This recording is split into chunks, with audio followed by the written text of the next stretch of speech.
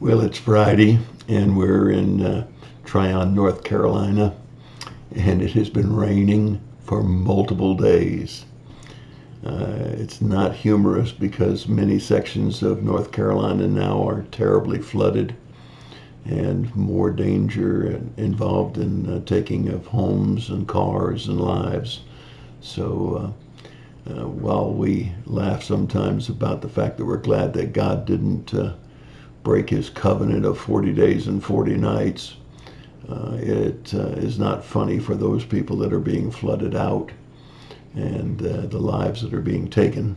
So hope you'll continue to pray for the rain to let up and people to be spared from additional property damage and lives lost. We're still in the book of Genesis, and we've been going through the lineages of those that came from Adam and Eve and those that came from Noah.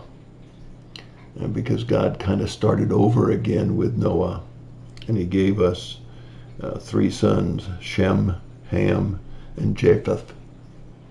And these three sons would repopulate the world.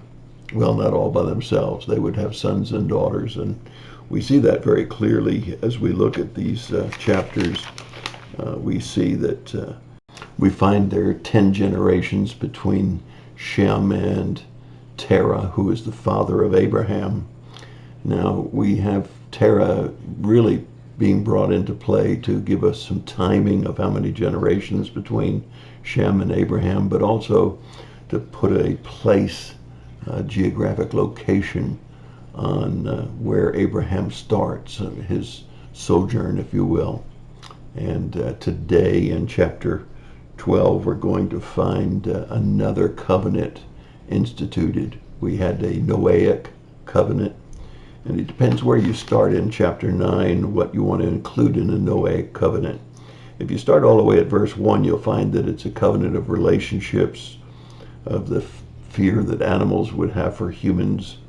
It would also indicate a new dietary guideline for man, that man could now eat meat as well as plants.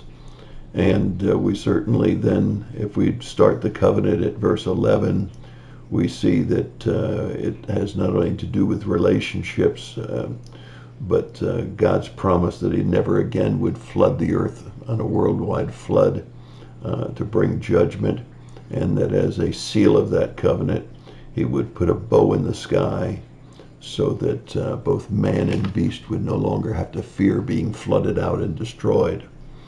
Very interesting. So let's take a look at chapter 12, verses 1 through 3. Now the Lord said to Abram, "Go forth from your country and from your relatives and from your father's house to the land which I will show you. And I will make you a great nation, and I will bless you and make your name great, and so shall be a blessing. And I will bless those who bless you, and the one who curses you I will curse. And in you all families of the earth will be blessed." Let's take a look at this timeline. While it's only 10 generations, it's hundreds of years because they were living much longer then. And many of the children had children, and those children had children during this time. And so the world is becoming populated just as God told them to do. And so we find Terah at the age of 27 bearing Abraham. But Terah also had several other children. We know that he had at least two others, Nahor and Haran. And we know that Haran dies young, and he leaves behind his son Lot, who will play into the future of Abraham. Abraham is 178 years of age when Terah dies. Terah dies at 205. And God comes to a place of Ur, which has been a place of living for Terah and his family. And they've been well established. They seem to be happy in every respect. But God comes to Abraham and he says, "Go." He doesn't say where to. He just says, "To a land that I will show you." But the promise that he makes, the covenant that he makes with Abraham, is that he would make him a great nation.